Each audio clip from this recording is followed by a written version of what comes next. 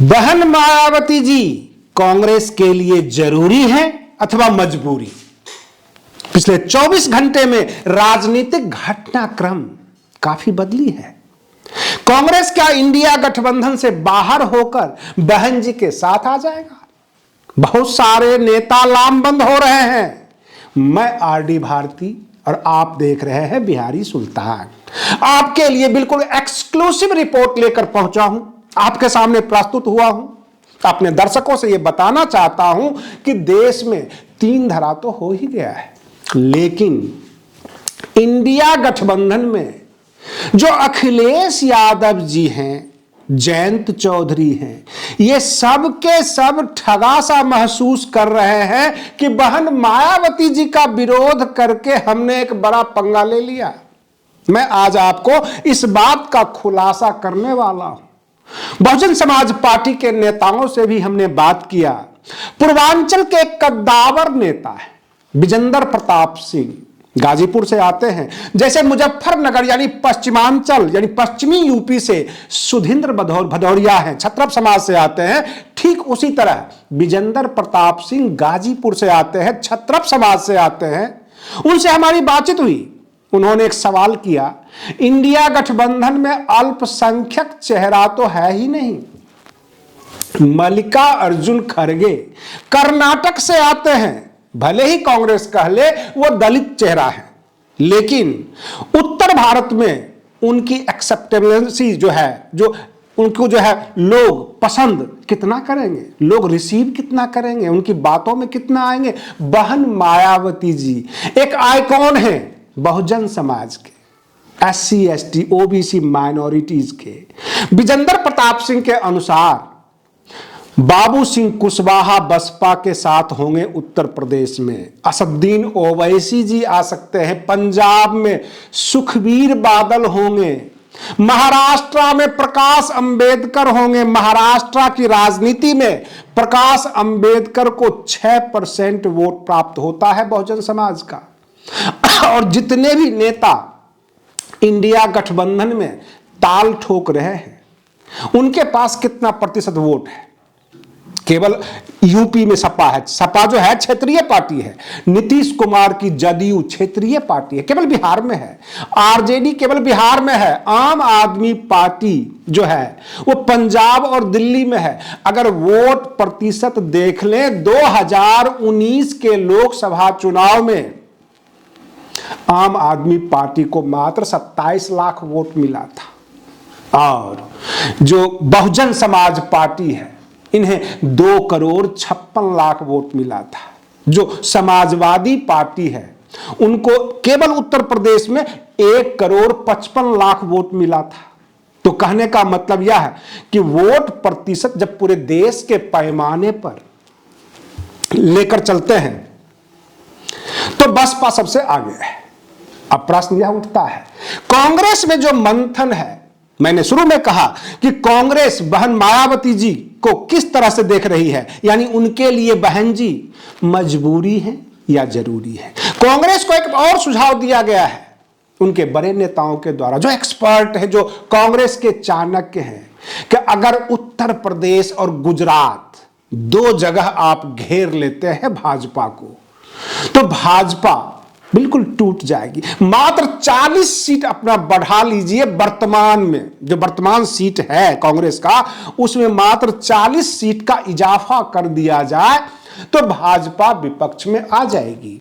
अब प्रश्न यह उठता है कि इंडिया गठबंधन में वह कौन सा दल है कांग्रेस को छोड़कर जिसकी पकड़ उत्तर प्रदेश में भी हो और गुजरात में भी हो? क्या समाजवादी पार्टी का पकड़ है गुजरात में? चलिए, आरएलडी को कोई पहचानता है गुजरात में? आम आदमी पार्टी ने जोर लगाया, एक सीट भी नहीं निकाल पाया।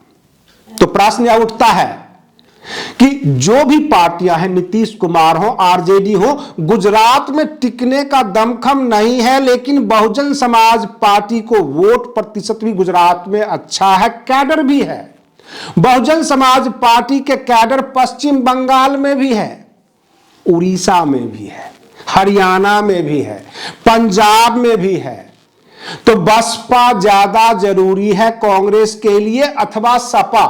यह मंथन चल रहा है कांग्रेस के बीच। अगर बसपा से गठबंधन कांग्रेस कर लेती है, जैसे कि बसपा है, कांग्रेस है, उधर उत्तर प्रदेश में बाबू सिंह कुशवाहा आ जाते हैं, असुद्दीन ओवैसी आ जाते हैं, जो तेलंगाना में भी हैं, उत्तर प्रदेश में भी आ सकते हैं, मुस्लिम चेहरा भी है, सुखबीर बादल पंजाब में साथ होते हैं, क्या कांग्रेस को इन तमाम लोगों को जोड़कर और दलित राजनीति करके क्या 40 सीट का इजाफा हो जाएगा? कांग्रेस इस बात के लिए भी राजी हो रही है, अगर कांग्रेस से नहीं तो फिर प्रधानमंत्री चेहरा कौन? बहन मायावती जी को अगर प्रधानमंत्री चेहरा बनाती है कांग्रेस, तो क्या कांग्रेस को 40 सीट प्राप्त हो सकती है? यहां प्रश्न यह उठता है कि 300 सीट वर्तमान में भाजपा के पास है, सत्ता में है, और 243 यानी 543 सीट टोटल है, तो 243 तो विपक्षी है। अगर उसमें 40 सीट का इजाफा हो जाए, जो कांग्रेस ये कह रही है, तो हम सत्ता में होंगे, हम गठजोड़ करके पूरे विपक्ष को एक जगह ले आएंगे और भाजपा विपक्ष में आ जाएगी। कांग्रेस के जो जाने माने चाणक्य हैं, वह कांग्रेस को यह समझा रहे हैं कि बहन मायावती जी को साथ करके ये रहने दीजिए, इंडिया गठबंधन वगैरह से कुछ होने वाला नहीं है। बहन मायावती जी को साथ करके पूरे देश की दलित राजनीति, अल्पसंख्यक राजनीति कर लिया जाए, क्योंकि अल्पसंख्यक यह देख रही है कि इंडिया गठबंधन में उनके पास चेहरा नहीं है अल्पसंख्यकों का, और भाजपा तो उनको वोट देती नहीं। तो तीसरा मोर्चा, और तीसरा मोर्चा में बहन मायावती जी हैं, जबकि कांग्रेस के इमरान मसूद और भी जो अल्पसंख्यक लीडर हैं, वह भी बार बार उंगलियां कर रहे हैं कि बहन मायावती जी को कांग्रेस के साथ करके एक अलग से गठबंधन होना चाहिए। अब प्रश्न यह उठता है कि नीतीश कुमार क्यों खफा है? क्या नीतीश कुमार इंडिया गठबंधन के वर्तमान स्वरूप से संतुष्ट नहीं है? क्या इंडिया गठबंधन में नीतीश कुमार के ऊपर ही बोझ डाल दिया जाए कि ठीक है, बहन मायावती जी को मनाकर आप ले आइए? अब यहां पर एक पेच फंसता है वरिष्ठता का। कांग्रेस में यह वरिष्ठता और न्यूनता का भेदभाव नहीं है, क्योंकि कांग्रेस पहले ही कह चुकी है कि जो है हम अपना प्रधानमंत्री चेहरा किसी और को देंगे। वो गांधी परिवार को फ्रंट पे रखना नहीं चाहते हैं। कहने का तात्पर्य, जैसे राष्ट्रीय अध्यक्ष अभी मल्लिकार्जुन खड़गे हैं। मल्लिकार्जुन खड़गे दलित हो सकते हैं, लेकिन वो कर्नाटक से आते हैं। उत्तर प्रदेश का अगर कोई दलित चेहरा, फेमस चेहरा हो, तो इसका प्रभाव कुछ ज्यादा होगा। और कांग्रेस और बसपा एक जगह आती है तो सपा से अल्पसंख्यक वोट छिटक कर भागकर आ जाएगी बहन मायावती जी के गठबंधन में।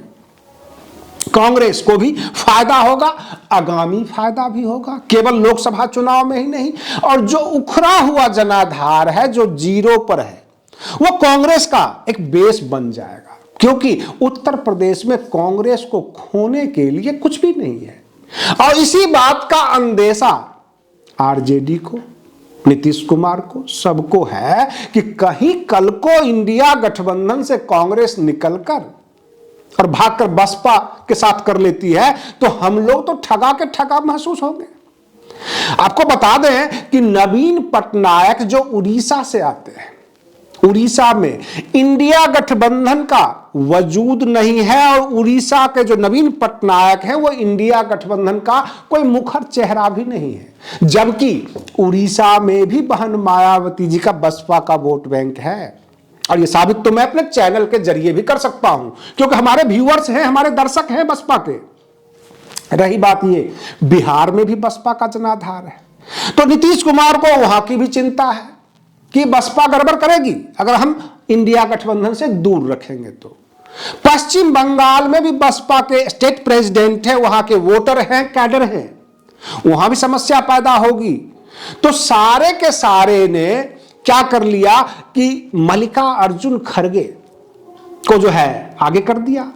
कांग्रेस के अंदर ही एक सवाल पैदा होने लग गया कि जिस कांग्रेस ने राजनारायण को देखा, जिस कांग्रेस ने जेपी आंदोलन को देखा, जिस कांग्रेस ने पंजाब के आतंकवाद को देख लिया, उस कांग्रेस को सहयोगी दल चेहरा घोषित कर रहे हैं और कांग्रेस खामोश बैठी हुई है।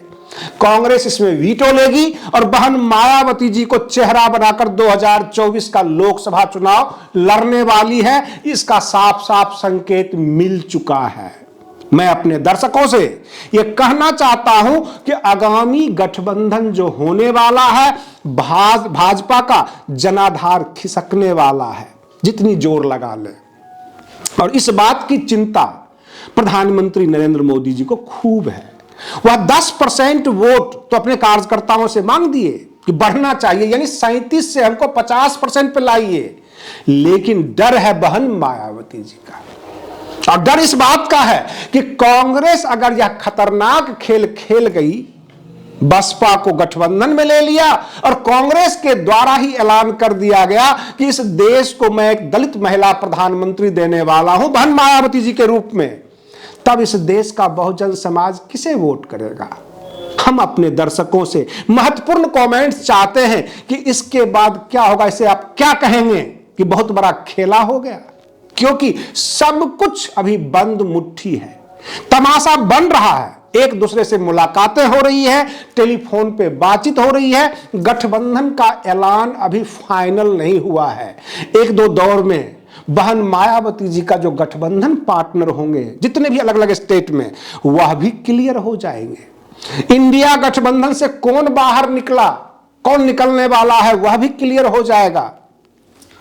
भाजपा अपनी तैयारी में लगी हुई है। भाजपा संदेह निगाहों से कांग्रेस की तरफ भी देख रही है, बहन मायावती जी की तरफ भी देख रही है और डरी हुई भी है। आज के लिए बस इतना ही। आप बने रहिए बिहारी सुल्तान चैनल पर। हम फिर मिलते हैं अगले वीडियो में, तब तक के लिए धन्यवाद।